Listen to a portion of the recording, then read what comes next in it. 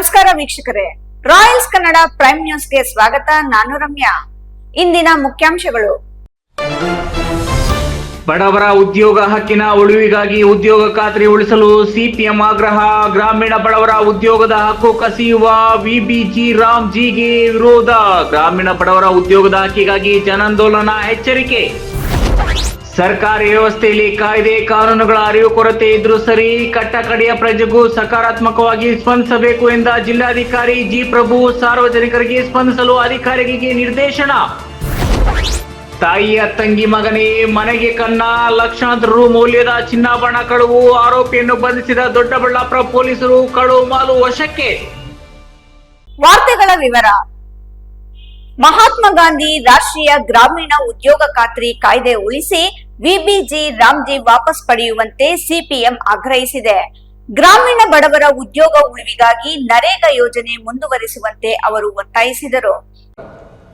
Unskilled labour ಅಂತ ಹೇಳಿದ್ದಾರೆ, ಕೃಷಿಯನ್ನೇ ನಂಬಿಕೊಂಡು ಬದುಕ್ತಾ ಇರ್ತಕ್ಕಂಥ ಜನ ಯಾರಿದ್ದಾರೆ, ಇವತ್ತು ಕೂಡ ಸುಮಾರು 37ರಿಂದ 40% ಜನ. ಚಿಕ್ಕಬಳ್ಳಾಪುರ ಪತ್ರಕರ್ತರ ಭವನದಲ್ಲಿಂದು ನಡೆದ ಸುದ್ದಿಗೋಷ್ಠಿಯಲ್ಲಿ ಮಾತನಾಡಿದ ಸಿಪಿಎಂ ಮುಖಂಡರು, ಮಹಾತ್ಮ ಗಾಂಧಿ ರಾಷ್ಟ್ರೀಯ ಉದ್ಯೋಗ ಖಾತ್ರಿ ಕಾಯ್ದೆ 2005ರಲ್ಲಿ ಜಾರಿಯಾದಾಗ ಅದು ದೇಶದಾದ್ಯಂತ ಒಂದೇ ರೀತಿಯಲ್ಲಿ ಜಾರಿಯಾಗುವಂತೆ ಉದ್ಯೋಗದ ಅವಶ್ಯಕತೆ ಇರೋರೆಲ್ಲರಿಗೂ ಉಪಯೋಗವಾಗುವ ರೀತಿಯಲ್ಲಿ ಕಾಯ್ದೆ ರೂಪಿಸಲಾಗಿತ್ತು.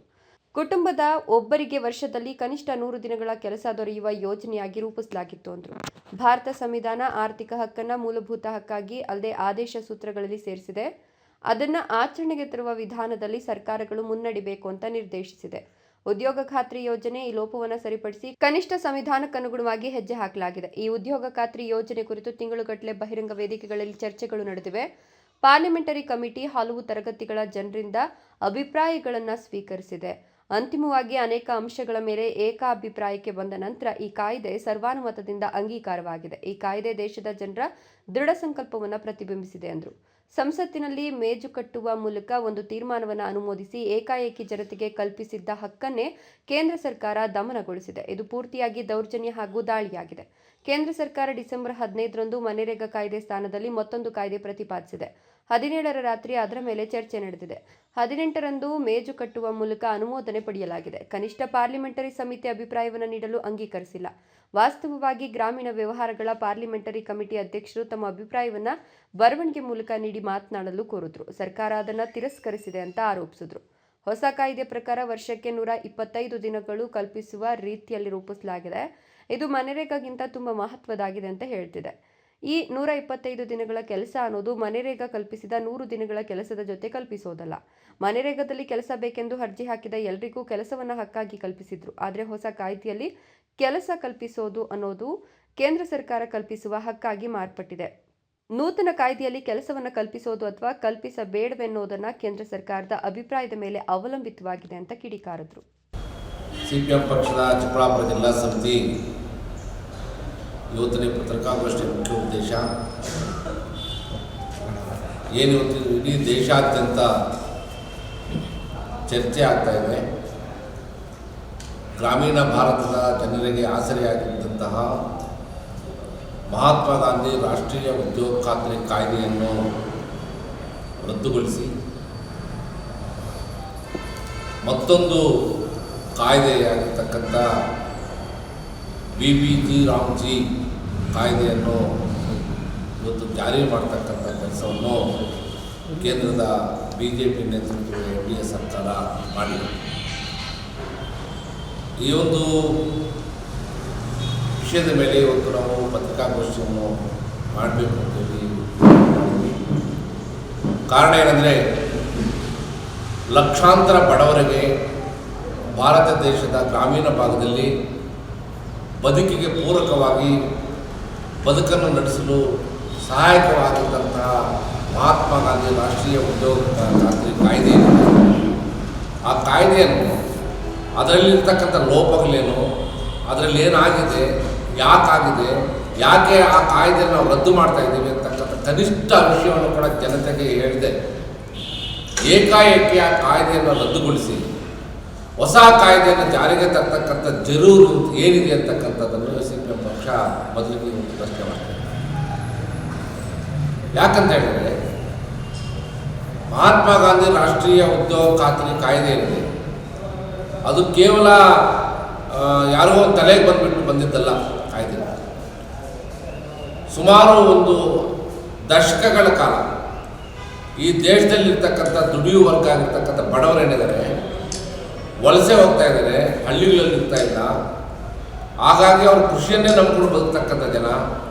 ಹಾಗಾಗಿ ಕೃಷಿ ಒಂದು ಬಿಕ್ಕಟ್ಟಲ್ಲಿದೆ, ಅವ್ರಿಗೆ ಉದ್ಯೋಗಾವಕಾಶಗಳಿಲ್ಲ, ಹಾಗಾಗಿ ವಲಸೆಗಳು ಹೋಗ್ತಾ ಇದ್ದಾರೆ ಅಂತೇಳಿ ಗ್ರಾಮೀಣ ಭಾಗದ ಬಡವರಿಗೆ ಉದ್ಯೋಗಾವಕಾಶಗಳನ್ನು ಕಲ್ಪಿಸುವುದು ಕಾನೂನು ಬೇಕು ಅಂತೇಳಿ ಬಹಳ ವರ್ಷಗಳಿಂದ ಅಖಿಲ ಭಾರತ ಮಟ್ಟದಲ್ಲಿ ಕೃಷಿ ಕೂಲಿಕಾರರ ಸಂಘ, ರೈತ ಸಂಘಗಳು, ದಲಿತ ಸಂಘಗಳು, ಆದಿವಾಸಿ ಸಂಘಗಳು ಹಲವಾರು ರೀತಿಯ ಹೋರಾಟಗಳನ್ನು ಮಾಡಿ ಮನವಿ ಪತ್ರಗಳನ್ನು ಕೊಟ್ಟಿತ್ತು. ಸರ್ಕಾರಿ ವ್ಯವಸ್ಥೆಯಲ್ಲಿ ಕಾಯ್ದೆ ಕಾನೂನುಗಳ ಅರಿವು ಕೊರತೆ ಇದ್ರೂ ಸರಿ, ಕಟ್ಟಕಡೆಯ ಪ್ರಜೆಗೂ ಸಕಾರಾತ್ಮಕವಾಗಿ ಸ್ಪಂದಿಸಬೇಕು ಎಂಬ ಮನೋಭಾವ ಹೊಂದಿರಬೇಕು. ಎಲ್ಲಿಯವರೆಗೂ ಸೇವೆ ಸಲ್ಲಿಸುತ್ತೀವೋ ಅಲ್ಲಿಯವರೆಗೂ ನಮ್ಮ ಮನೋಭಾವ ಒಂದೇ ಆಗಿರಬೇಕು ಎಂದು ಜಿಲ್ಲಾಧಿಕಾರಿ ಜಿ ಪ್ರಭು ಅಧಿಕಾರಿಗಳಿಗೆ ನಿರ್ದೇಶನ ನೀಡಿದರು.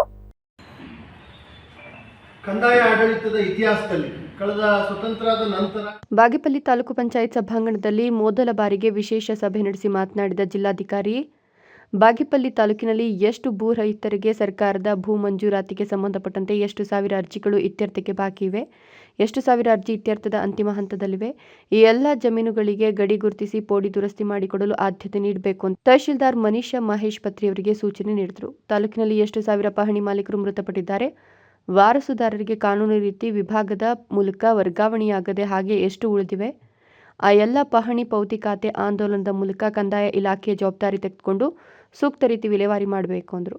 ಮೃತರ ಜಮೀನುಗಳ ಪಹಣಿ ಮಾಲೀಕರ ವಾರಸುದಾರರ ಮನೆಗಳಿಗೆ ಭೇಟಿ ನೀಡಿ ತಿಳುವಳಿಕೆ ಪತ್ರ ವಿತರಿಸಿ ಪೌತಿ ಖಾತೆ ಆಂದೋಲನ ಸಂಪೂರ್ಣ ಯಶಸ್ವಿಗೊಳಿಸಲು ಕಂದಾಯ ಇಲಾಖೆ ಶ್ರಮಿಸಬೇಕು. ಅಲ್ಲದೆ ಭೂ ಸುರಕ್ಷಾ ಯೋಜನೆಯಡಿ ತಾಲೂಕು ಕಚೇರಿ ಅಭಿಲೇಖಾಲಯದ ಎಲ್ಲ ದಾಖಲೆ ಸ್ಕ್ಯಾನ್ ಮಾಡಿ ಆನ್ಲೈನ್ಗೆ ಸೇರ್ಪಡೆಗೊಳಿಸಿ ಡಿಜಿಟಲೀಕರಣಗೊಳಿಸುವ ಪ್ರಕ್ರಿಯೆ ಚುರುಕುಗೊಳಿಸಬೇಕು. ಮುಖ್ಯವಾಗಿ ಎಲ್ಲ ಅಧಿಕಾರಿಗಳು ಕಟ್ಟಕಡೆಯ ಪ್ರಜೆಗೂ ಸಹ ಸರ್ಕಾರಿ ಸೇವೆ ತಲುಪುವ ನಿಟ್ಟಿನಲ್ಲಿ ಸೇವೆಯ ಮನೋಭಾವ ಹೊಂದಿರಬೇಕು ಅಂತ ಸರ್ಕಾರಿ ಸೇವೆಯ ಮಹತ್ವವನ್ನು ತಿಳಿಸಿದರು. ತಾಲೂಕಿನಲ್ಲಿ ಒಟ್ಟು 28 ಗ್ರಾಮ ಪಂಚಾಯಿತಿಗಳಿವೆ. ಕನಿಷ್ಠ 10 ಮನೆಗಿಂತ ಹೆಚ್ಚು ಮನೆಗಳಿರುವ ಜನವಸತಿ ಪ್ರದೇಶ ಕಡ್ಡಾಯವಾಗಿ ಕಂದಾಯ ಅಥವಾ ಉಪಕಂದಾಯ ಗ್ರಾಮಗಳೆಂದು ಗುರುತಿಸಿ ಮನೆಗಳಲ್ಲಿ ವಾಸಿಸುತ್ತಿರುವ ಕುಟುಂಬಗಳು ಸರ್ಕಾರಿ ಜಾಗದಲ್ಲಿರಲಿ ಅಥವಾ ಖಾಸಗಿ ಜಾಗದಲ್ಲಿರಲಿ ಅವರಿಗೆ ಶಾಶ್ವತ ಹಕ್ಕುಪತ್ರ ಪಿಡಿಒ ಮತ್ತು ಗ್ರಾಮಾಡಳಿತಾಧಿಕಾರಿಗಳ ಸಮನ್ವಯದೊಂದಿಗೆ ವಿತರಿಸುವಂತೆ ತಾಲೂಕು ಪಂಚಾಯತ್ ಕಾರ್ಯನಿರ್ವಹಣಾಧಿಕಾರಿ ಜಿವಿ ರಮೇಶ್ ಅವರಿಗೆ ಸೂಚನೆ ನೀಡಿದರು. ಗುಡಿಬಂಡೆ ತಾಲೂಕಿನ, ಚೇಳೂರು ತಾಲೂಕಿನ ಎಲ್ಲ ಸಮಸ್ಯೆಗಳು ಒಂದು ದೊಡ್ಡ ಪಟ್ಟಿಯನ್ನು ತಗೊಂಡ್ಬಂದಿತ್ತು. ಇಂತಿಂಥ ಸಮಸ್ಯೆಗಳು ನನ್ನ ತಾಲೂಕಲ್ಲಿ ಇದೆ ಅಂತಕ್ಕಂಥದ್ದನ್ನು ಒಬ್ಬ ಜನಪ್ರತಿನಿಧಿಯಾಗಿ ಅವರು ಕೂಡ ನನ್ನ ಗಮನಕ್ಕೆ ತಂದಿದ್ದಾರೆ. ಆ ಎಲ್ಲ ವಿಷಯಗಳನ್ನು ನಾನು ಕೂಡ ಪರಾಮರ್ಶೆ ಮಾಡಿದ್ದೇನೆ. ಅವೆಲ್ಲವೂ ಕೂಡ ನಮ್ಮ ಕಾರ್ಯವ್ಯಾಪ್ತಿಯಲ್ಲಿ ನಮಗೆ ಇರುವಂಥ ಸೀಮಿತ ಅನುದಾನ ಮತ್ತು ವ್ಯಾಪ್ತಿನಲ್ಲಿ 100ಕ್ಕೆ 100ರಷ್ಟು ಮಾಡುವಂಥ ಕೆಲಸಗಳು. ಸುದೀರ್ಘವಾಗಿ 2017 ವರ್ಷಗಳ ಕಾಲ ಸುದೀರ್ಘವಾಗಿ ಎಲ್ಲ ಇಲಾಖೆಗಳಲ್ಲಿ, ನಗರಾಭಿವೃದ್ಧಿ ಆಗಲಿ, ಗ್ರಾಮೀಣಾಭಿವೃದ್ಧಿ ಆಗಲಿ, ಕಂದಾಯ ಆಗಲಿ, ವಸತಿ ಆಗಲಿ, ಸರ್ಕಾರ ಮಟ್ಟದಲ್ಲಾಗಲಿ, ಈ ಥರ ಅನೇಕ ಆಯಾಮಗಳಲ್ಲಿ ಕೆಲಸ ಮಾಡಿದ್ದೀನಿ. ಆ ಎಲ್ಲದರ ಅನುಭವದ ಹಿನ್ನೆಲೆಯಲ್ಲಿ ತಮ್ಮಗಳ ಜೊತೆ ಮಾತಾಡಬೇಕು, ತಮ್ಮಗಳಿಗೆ ಸ್ಪಷ್ಟವಾದಂಥ ಗುರಿ ಇವುಗಳನ್ನು ನೀಡಬೇಕು, ಈ ಎಲ್ಲದರ ಹಿನ್ನೆಲೆಯಲ್ಲಿ ಇವತ್ತು ನಾನು ಬಂದಿದ್ದೀನಿ. ಸುಬ್ಬು, ಭಾಗ್ಯನಗರ, ರಾಯಲ್ಸ್ ಕನ್ನಡ. ತಾಯಿಯ ತಂಗಿ ಮಗನೇ ಮನೆಗೆ ಕನ್ನ ಹಾಕಿ ಲಕ್ಷಾಂತರ ರು ಮೌಲ್ಯದ ಚಿನ್ನಾಭರಣ ಕಳವು ಮಾಡಿದ್ದ ಪ್ರಕರಣ ದೊಡ್ಡಬಳ್ಳಾಪುರ ತಾಲೂಕಿನ ಕೊಡಿಗೆಹಳ್ಳಿ ಸಮೀಪದ ಮನೆಯೊಂದರಲ್ಲಿ 2025 ನಂಬರ್ 25ರಂದು ನಡೆದಿತ್ತು. ಇದೀಗ ಪೊಲೀಸರು ಆರೋಪಿಯನ್ನು ವಶಕ್ಕೆ ಪಡೆದು ಕದ್ದ ಮಾಲು ವಶಪಡಿಸಿಕೊಳ್ಳುವಲ್ಲಿ ಯಶಸ್ವಿಯಾಗಿದ್ದಾರೆ.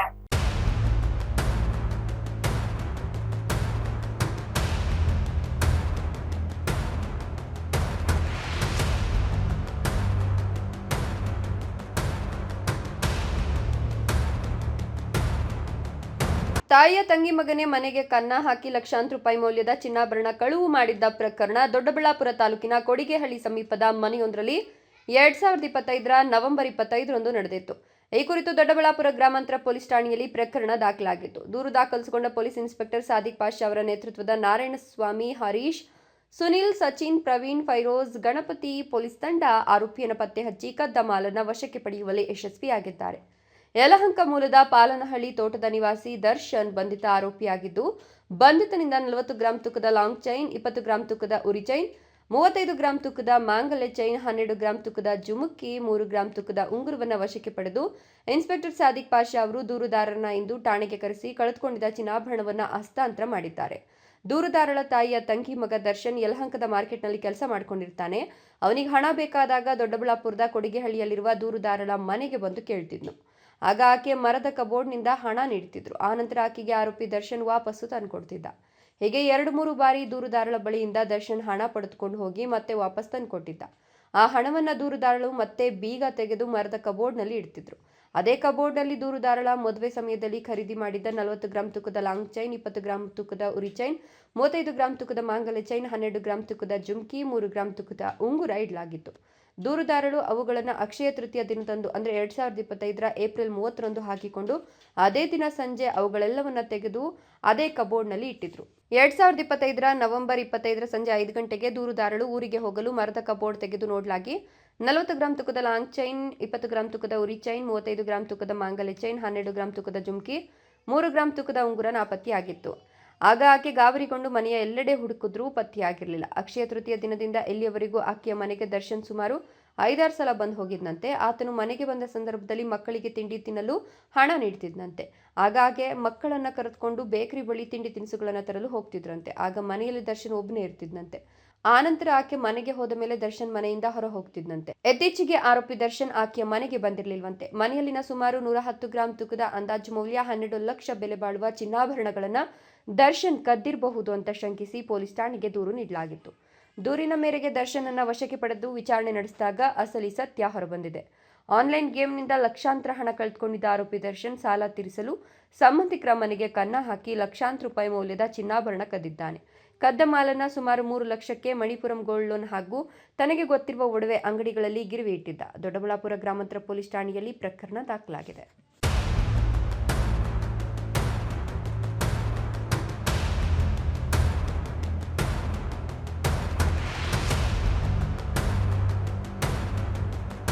ಇದೀಗ ಸಣ್ಣದೊಂದು ವಿರಾಮದ ನಂತರ ರಾಯಲ್ಸ್ ಕನ್ನಡ ಪ್ರೈಮ್ ನ್ಯೂಸ್ ಮುಂದುವರಿಯುತ್ತದೆ.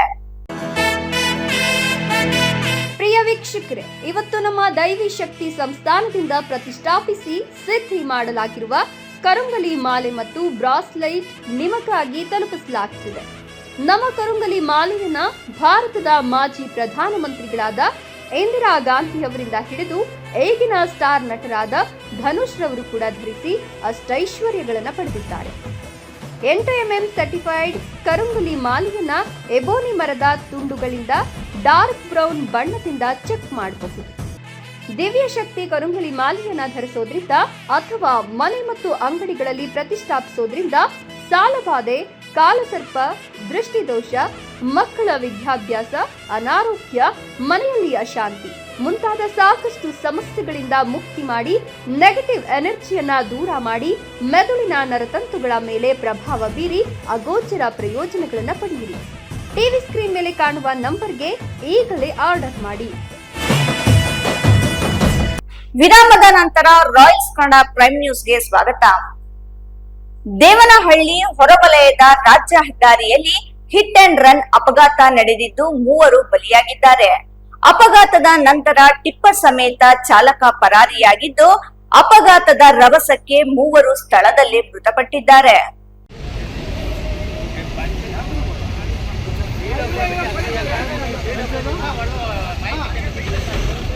ದೇವನಹಳ್ಳಿ ಹೊರವಲಯದ ರಾಜ್ಯ ಹೆದ್ದಾರಿಯಲ್ಲಿ ಹಿಟ್ ಅಂಡ್ ರನ್ ಅಪಘಾತ ನಡೆದಿದ್ದು 3 ಬಲಿಯಾಗಿದ್ದಾರೆ. ಅಪಘಾತದ ನಂತರ ಟಿಪ್ಪರ್ ಸಮೇತ ಚಾಲಕ ಪರಾರಿಯಾಗಿದ್ದು, ಅಪಘಾತದ ರಭಸಕ್ಕೆ 3 ಸ್ಥಳದಲ್ಲೇ ಮೃತಪಟ್ಟಿದ್ದಾರೆ. ದೇವನಹಳ್ಳಿ ತಾಲೂಕಿನ ಅಗಲಕೋಟೆ ಬಳಿ ಅಪಘಾತ ನಡೆದಿದ್ದು, ದೇವನಹಳ್ಳಿಯಿಂದ ಬೂದಿಗೆರೆ ರಸ್ತೆಯಲ್ಲಿ ಬೈಕ್ನಲ್ಲಿ ಹೋಗ್ತಿದ್ದ 3 ಮೃತಪಟ್ಟಿದ್ದಾರೆ. ವೇಗವಾಗಿ ಬಂದ ಟಿಪ್ಪರ್ ಬೈಕ್ಗೆ ಡಿಕ್ಕಿ ಹೊಡೆದ ಪರಿಣಾಮ ಅಪಘಾತ ಸಂಭವಿಸಿದೆ. ಡಿಕ್ಕಿಯ ರಭಸಕ್ಕೆ 3 ತಲೆಗಳು ಛಿದ್ರವಾಗಿದ್ದು, ಚಿಕ್ಕಜಾಲ ಮೂಲದ ತೌಸೀಫ್ ಸೇರಿದಂತೆ ಮತ್ತಿಬ್ಬರು ಮೃತರೆಂದು ಗುರುತಿಸಲಾಗಿದೆ. ಕಾಲೇಜಿನಲ್ಲಿ ವ್ಯಾಸಂಗ ಮಾಡುತ್ತಿದ್ದ ತೌಸೀಫ್ ಮೃತಪಟ್ಟಿದ್ದು, ಸ್ಥಳಕ್ಕೆ ದೇವನಹಳ್ಳಿ ಸಂಚಾರಿ ಪೊಲೀಸರು ಭೇಟಿ ನೀಡಿ ಪರಿಶೀಲನೆ ನಡೆಸಿದ್ದಾರೆ.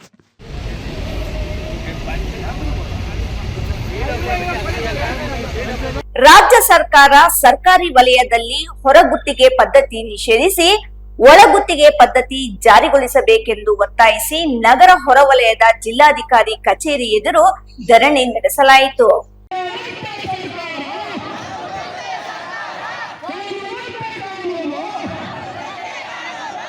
ಕೋಲಾರ ಜಿಲ್ಲೆಯ ವಿವಿಧ ಕ್ಷೇತ್ರಗಳಲ್ಲಿ ಹೊರಗುತ್ತಿಗೆಯಲ್ಲಿ ಕರ್ತವ್ಯ ನಿರ್ವಹಿಸುತ್ತಿರುವ ನೂರಾರು ನೌಕರರು ತಮ್ಮ ಬೇಡಿಕೆಯನ್ನು ಈಡೇರಿಸಬೇಕು ಅಂತ ಅಪರ ಜಿಲ್ಲಾಧಿಕಾರಿ ಮಂಗಳ ಅವರಿಗೆ ಮನವಿ ಸಲ್ಲಿಸಿ ಒತ್ತಾಯಿಸಿದರು.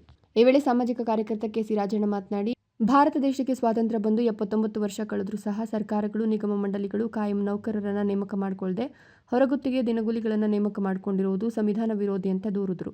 ಇತ್ತೀಚೆಗೆ ಸುಪ್ರೀಂ ಕೋರ್ಟ್ ಉತ್ತರ ಪ್ರದೇಶದ ಸರ್ಕಾರದ ಪ್ರಕರಣಗಳಲ್ಲಿ ಸರ್ಕಾರಿ ವಲಯದಲ್ಲಿ ಹೊರಗುತ್ತಿಗೆ ಪದ್ಧತಿಯೇ ಅಸಂವಿಧಾನಿಕ ಎಂಬ ತೀರ್ಪನ್ನು ನೀಡಿದೆ. ಅದೇ ರೀತಿ ಕರ್ನಾಟಕ ಸರ್ಕಾರ ಹೊರಗುತ್ತಿಗೆ ಪದ್ಧತಿ ನಿಷೇಧಿಸಿ ಒಳಗುತ್ತಿಗೆ ಪದ್ಧತಿ ಜಾರಿಗೊಳಿಸಬೇಕು ಅಂತ ಮನವಿ ಮಾಡಿದರು. ಬಹುಜನ ವಿಚಾರ ವೇದಿಕೆ ಜಿಲ್ಲಾಧ್ಯಕ್ಷ ಕಮ್ಮಸಂದ್ರ ಎನ್ ದೀಕ್ಷಿತ್, ಜಿಲ್ಲಾಧ್ಯಕ್ಷ ಎಸ್ ಚಿನ್ನ, ಗಾಂಧಿನಗರ ಶ್ರೀಕಾಂತ್ ಮತ್ತಿತರರು ಹಾಜರಿದ್ದರು.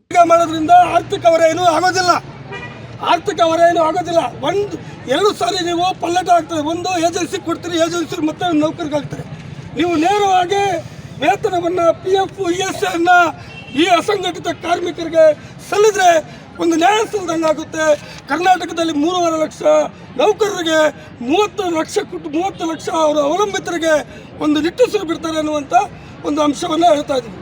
ಅದರ ಜೊತೆಗೆ ಏನೇ ಹೊರಗುತ್ತಿಗೆ ಏಜೆನ್ಸಿಗಳು ಈ ನೌಕರರನ್ನ ಶೋಷಣೆ ಮಾಡೋದಕ್ಕಾಗಿ ಈ ಏಜೆನ್ಸಿಗಳನ್ನು ಇಟ್ಕೊಂಡು ಇವತ್ತು ಆಟ ಆಡ್ತಾ ಇದ್ದಾರೆ. ಸರ್ಕಾರ ಈ ಕೂಡಲೇ ತತ್ಕ್ಷಣ ಒಳಗುತ್ತಿಗೆ ಪದ್ಧತಿಯನ್ನು ಜಾರಿ ಮಾಡಬೇಕು ಅನ್ನುವಂಥ ಆಗ್ರಹವನ್ನು ಇಟ್ಕೊಂಡು ಪ್ರಪ್ರಥಮ ಬಾರಿಗೆ ಕೋಲಾರ ಜಿಲ್ಲೆಯಲ್ಲಿ ಈ ಅಸಂಘಟಿತ ಕಾರ್ಮಿಕರನ್ನು ಸಂಘಟಿಸಿ ಧರಣಿ ಸತ್ಯಾಗ್ರಹವನ್ನು ಮಾಡೋ ಮೂಲಕ ಮಾನ್ಯ ಸಿದ್ದರಾಮಯ್ಯನವರು ಹೇಳ್ತಾ ಇದ್ದಾರೆ, ನಾನು ಬಸವಾದಿ ಶರಣರ ಅನುಯಾಯಿ ಅಂತ ಹೇಳ್ತಾ ಇದ್ದಾರೆ.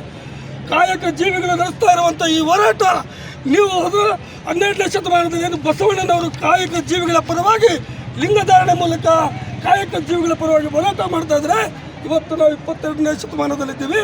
ಈ ಕಾಯಕ ಜೀವಿಗಳಿಗೆ ನ್ಯಾಯ ಕೊಡಿ. ನೀವು ಅನ್ನದಾಮಯ್ಯ ಆಗಿದ್ದೀರಿ. ಜೊತೆಗೆ ಈ ನೌಕರ ಬಡ ನೌಕರರಿಗೆ ನ್ಯಾಯ ಸಲ್ಲೋ ಮೂಲಕ ನಿಮಗೆ ಅಕ್ಕೀರ್ತಿ ತಗೊಳ್ಳಿ ಅನ್ನೋಂಥ ಆಗ್ರಹವನ್ನು ಕೂಡ ಈ ನೌಕರ ಪರವಾಗಿ ಮಾಡ್ತಾ ಇದ್ದಾರೆ. ಅಂಚೆ ವಿಜಯ್, ಕೋಲಾರ, ರಾಯಲ್ಸ್ ಕನ್ನಡ.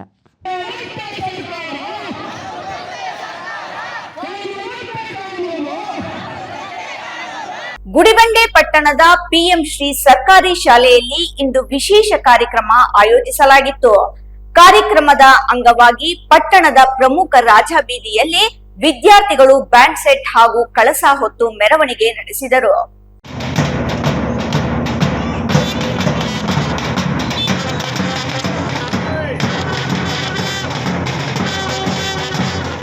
ಗುಡಿಬಂಡೆ ಪಟ್ಟಣದ PM ಶ್ರೀ ಸರ್ಕಾರಿ ಶಾಲೆಯಲ್ಲಿಂದು ವಿಶೇಷ ಕಾರ್ಯಕ್ರಮ ಆಯೋಜಿಸಲಾಗಿತ್ತು. ಕಾರ್ಯಕ್ರಮಕ್ಕೆ ಕ್ಷೇತ್ರ ಶಿಕ್ಷಣಾಧಿಕಾರಿ ಕೃಷ್ಣಕುಮಾರಿ ಚಾಲನೆ ನೀಡಿದರು. ನಂತರ ಮಾತನಾಡಿದ ಅವರು, ಹಿಂದಿನ ಕಾಲದಲ್ಲಿ ಕೇವಲ ಓದಿನ ಹೊರೆಯಷ್ಟೇ ಇರ್ತಿತ್ತು. ಆದರೆ ಇಂದು ವಿದ್ಯಾರ್ಥಿಗಳು ಪಠ್ಯದ ಜೊತೆಗೆ ಪಠ್ಯೇತರ ಚಟುವಟಿಕೆಗಳಲ್ಲಿ ಸಕ್ರಿಯವಾಗಿ ಭಾಗವಹಿಸುತ್ತಿರುವುದು ಅವರ ಕಲಿಕೆಯ ಪ್ರಗತಿಗೆ ಸಾಕ್ಷಿಯಾಗಿದೆ. ಮಕ್ಕಳನ್ನು ಉತ್ತಮ ಮೌಲ್ಯಗಳೊಂದಿಗೆ ಬೆಳೆಸುವುದು ಇಂದಿನ ಅಗತ್ಯವಾಗಿದೆ. ಇಂದಿನ ಮಕ್ಕಳೇ ನಾಳೆಯ ದೇಶದ ಭವಿಷ್ಯವಾಗಿದ್ದು, ಅವರು ಮುಂದೆ ವೈದ್ಯರಾಗಿ, ಎಂಜಿನಿಯರ್ಗಳಾಗಿ ಸಮಾಜಕ್ಕೆ ಕೊಡುಗೆ ನೀಡಲಿದ್ದಾರೆ. ಅವರಿಗೆ ಉಜ್ವಲ ಭವಿಷ್ಯ ರೂಪಿಸುವುದು ಶಿಕ್ಷಕರ ಜವಾಬ್ದಾರಿಯಾಗಿದೆ ಎಂದರು. ಶಾಲಾ ಅಧ್ಯಕ್ಷ ಬಾಲಾಜಿ ಮಾತನಾಡಿ, ಮಕ್ಕಳು ಮನೆಯಲ್ಲಿ ದೇವರಿದ್ದಂತೆ, ಶಾಲೆಯಲ್ಲಿಯೂ ಅವರಿಗೂ ಅದೇ ಗೌರವ ನೀಡಬೇಕು. ವಿದ್ಯಾರ್ಥಿಗಳು ಸಂತೋಷದಿಂದ ಶಾಲೆಗೆ ಬಂದಾಗ ಶಿಕ್ಷಕರಿಗೂ ನೆಮ್ಮದಿ ಇರುತ್ತದೆ. ಇಂತಹ ಕಾರ್ಯಕ್ರಮಗಳು ಮಕ್ಕಳಲ್ಲಿ ಅಡಗಿರುವ ಪ್ರತಿಭೆ ಗುರುತಿಸಿ ಹೊರತರಲು ಉತ್ತಮ ವೇದಿಕೆಯಾಗಿವೆ ಎಂದರು. ಸಮಾರಂಭದಲ್ಲಿ ನವಧಾನ್ಯಗಳೊಂದಿಗೆ ಆಕರ್ಷಕ ರಂಗೋಲಿ ಬಿಡಿಸಲಾಗಿತ್ತು. ವಿದ್ಯಾರ್ಥಿಗಳು ಪ್ರದರ್ಶಿಸಿದ ವಿವಿಧ ಸಾಂಸ್ಕೃತಿಕ ಹಾಗೂ ಕಲಾ ಪ್ರತಿಭೆಗಳು ನೆರೆದಿದ್ದವರ ಮೆಚ್ಚುಗೆಗೆ ಪಾತ್ರವಾದವು. ಇವತ್ತು ನಮಗೆಲ್ಲ ಈ ಥರ ಪೇಪರ್ ಹಾರ ಹಾಕಿದ್ದಾರೆ, ಈ ಥರ ಕಿರೀಟ ಹಾಕಿದ್ದಾರೆ. ಯೂಶಲಿ ಹೂವಿನ ಹಾರ ಹಾಕ್ತಾ ಇದ್ರಲ್ವಾ, ಯಾಕೆ ಇವತ್ತು ನೀನು ಪೇಪರ್ ಹಾರ ಎಲ್ಲ ಹಾಕೊಂಡಿರೋದು? ಏನಕ್ಕೋಸ್ಕರ ಬಂದಿದ್ದೀರಾ ನೀವು ಇವತ್ತಿಲ್ಲಿ? ಹೇಳಿ. ನಿಮ್ಮ ಪ್ರತಿಭೆಯನ್ನು ತೋರಿಸೋದಕ್ಕೆ ಅಲ್ವಾ? ಸೊ ಕಲಿಕೆಯಲ್ಲಿ ನೀವೇನೋ ಒಂದು ಸಾಧನೆ ಮಾಡಿದ್ದೀರಾ, ಅದನ್ನ ಇವತ್ತಿಲ್ಲಿ ಪ್ರದರ್ಶನ ಮಾಡೋದಕ್ಕೆ ನೀವೆಲ್ಲ ಬೇರೆ ಬೇರೆ ಶಾಲೆಗಳಿಂದ ಈ ಶಾಲೆಗೆ ನೀವು ಬಂದಿದ್ದೀರಾ ಅಲ್ವಾ? ಸೊ ನೀವು ಏನೋ ಒಂದು ಸಾಧನೆ ಮಾಡಿದ್ದೀರಾ, ಆ ಸಾಧನೆ ಪ್ರದರ್ಶನಕ್ಕೋಸ್ಕರ. ಬರೀ ನೀವು ಮಾತ್ರ ಅಲ್ಲ, ನಿಮ್ಮ ಶಾಲೆಯಲ್ಲಿ ಇನ್ನೂ ಅನೇಕ ವಿದ್ಯಾರ್ಥಿಗಳಿದ್ದಾರೆ. ಕೆಲವರು ಸಾಧನೆ ಮಾಡಿದ್ದಾರೆ, ಸಾಧನೆ ಮಾಡಿಲ್ಲ. ಅವರೂ ನಿಮ್ಮ ಜೊತೆಗೆ ಸಾಧನೆ ಮಾಡುವಂತ ಮಟ್ಟಕ್ಕೆ ಶಿಕ್ಷಕರು ಎಲ್ಲರೂ ಅಲ್ಲಿಗೆ ಕರ್ತರಬೇಕು. ಮಹೇಶ್, ಗುಡಿಬಂಡೆ, ರಾಯಲ್ಸ್ ಕನ್ನಡ.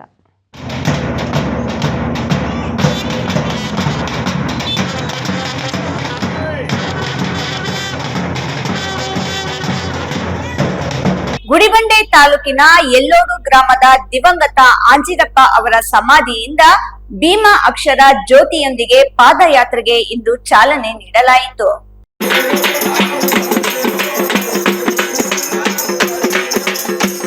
ಗುಡಿಬಂಡೆ ತಾಲೂಕಿನ ಯಲ್ಲೋಡು ಗ್ರಾಮದ ದಿವಂಗತ ಆಂಜಿನಪ್ಪ ಅವರ ಸಮಾಧಿಯಿಂದ ಭೀಮಾ ಅಕ್ಷರ ಜ್ಯೋತಿಯೊಂದಿಗೆ ಪಾದಯಾತ್ರೆಗೆ ಇಂದು ಚಾಲನೆ ನೀಡಲಾಯಿತು. ಈ ಸಂದರ್ಭದಲ್ಲಿ ದಲಿತ ಮುಖಂಡರು ಮಾತನಾಡಿ, ಗೌರಿಬಿದನೂರು ತಾಲೂಕಿನ ವಿವಿಧ ಹಳ್ಳಿಗಳ ಮೂಲಕ 3 ದಿನಗಳ ಕಾಲ ನಡೆಯುವ ಈ ಪಾದಯಾತ್ರೆಯನ್ನು ದಲಿತ ಸಂಘಟನೆಗಳ ಒಕ್ಕೂಟದ ಮುಖಂಡರು ಹಾಗೂ ಕಾರ್ಯಕರ್ತರು ಹಮ್ಮಿಕೊಂಡಿರುವುದು ಸಂತಸದ ಸಂಗತಿ ಎಂದರು.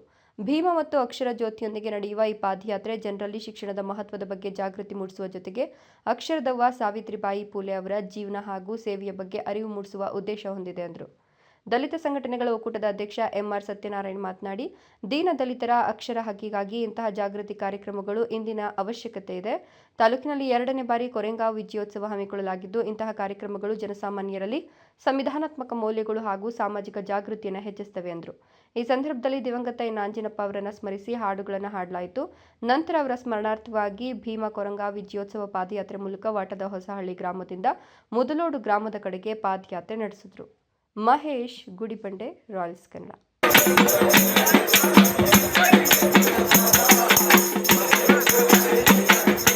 3 ದಿನಗಳವರೆಗೆ ನಡೆಯುವ ರಾಜ್ಯ ಮಟ್ಟದ ಅಧಿಕ ಹಾಲು ಕರೆಯುವ ಸ್ಪರ್ಧೆಯನ್ನು ದೇವನಹಳ್ಳಿಯ ಜೂನಿಯರ್ ಕಾಲೇಜ್ ಮೈದಾನದಲ್ಲಿ ಹಮ್ಮಿಕೊಳ್ಳಲಾಗಿದೆ.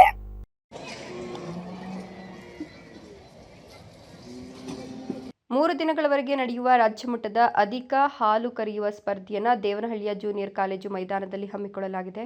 ದೇವನಹಳ್ಳಿ ಶ್ರೀ ವೇಣುಗೋಪಾಲ ಸ್ವಾಮಿ ಗೋಪಾಲಕರ ಸಂಘ, ಬಮೂಲ್ ಹಾಗೂ ಪಶುಪಾಲನಾ ಇಲಾಖೆ ಜಂಟಿ ಆಶ್ರಯದಲ್ಲಿ 2026ನೇ ಸಾಲಿನ ಮೊದಲ ವರ್ಷದ ಕಾರ್ಯಕ್ರಮದಲ್ಲಿ ಶ್ರೀ ವೇಣುಗೋಪಾಲ ಸ್ವಾಮಿ ಗೋಪಾಲಕರ ಸಂಘದ ಅಧ್ಯಕ್ಷ ಬಿವಿ ಕೃಷ್ಣಪ್ಪ ಅಧ್ಯಕ್ಷತೆಯಲ್ಲಿ ಕಾರ್ಯಕ್ರಮ ನಡೆಯಲಿದೆ. ಈಗಾಗಲೇ ಸ್ಪರ್ಧೆಯಲ್ಲಿ ಭಾಗವಹಿಸುವ ನಾನಾ ತಳಿಯ ಹಸುಗಳು ಮತ್ತು ಕರುಗಳನ್ನು ಕರೆಯಲಾಗಿದೆ. ಸಂಜೆ ಸ್ಪರ್ಧೆಯ ಕಾರ್ಯಕ್ರಮದಲ್ಲಿ ಗೋಪೂಜೆ ನಡೆಸಿ ಸಂಜೆ 5 ಗಂಟೆಗೆ ಹಾಲು ಕರೆಯುವ ಸ್ಪರ್ಧೆ, ಮಿಶ್ರತಳಿ ಕರುಗಳ ಪ್ರದರ್ಶನಕ್ಕೆ ಚಾಲನೆ ನೀಡಲಾಗುವುದು.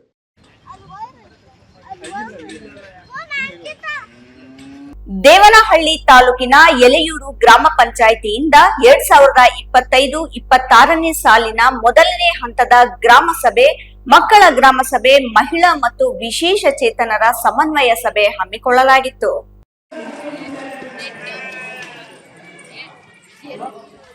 ಎಲೆಯೂರು ಗ್ರಾಮ ಪಂಚಾಯಿತಿ ಅಧ್ಯಕ್ಷೆ ಆಂಜಿನಮ್ಮ ನಾರಾಯಣಸ್ವಾಮಿ ಅಧ್ಯಕ್ಷತೆಯನ್ನು ವಹಿಸಿದರು. ಸಭೆಯಲ್ಲಿ ಗ್ರಾಮದ ರೈತರು ಮತ್ತು ಗ್ರಾಮಸ್ಥರು ಅನೇಕ ಸಮಸ್ಯೆಗಳನ್ನು ಹೇಳಿಕೊಂಡರು. ಪ್ರಶ್ನೆಗಳ ಸುರಿಮಳೆಯನ್ನ ಅಧಿಕಾರಿಗಳ ಮುಂದಿಟ್ಟರು. ಗ್ರಾಮ ಸಭೆಯನ್ನ ಕಳೆದ 2 ವರ್ಷದಿಂದ ಮಾಡದೇ ಇರೋದಕ್ಕೆ ಕಾರಣವನ್ನು ತಿಳಿಸಿ ಅಂತ ರೈತ ಮುಖಂಡರೊಬ್ಬರು ಪ್ರಶ್ನಿಸಿದರು. ಗ್ರಾಮಸ್ಥರಿಗೆ ಸ್ಥಳೀಯ ಸರ್ಕಾರಿ ಪ್ರಾಥಮಿಕ ಆರೋಗ್ಯ ಕೇಂದ್ರದಿಂದ ಆರೋಗ್ಯ ತಪಾಸಣೆ ನಡೆಸಲಾಯಿತು.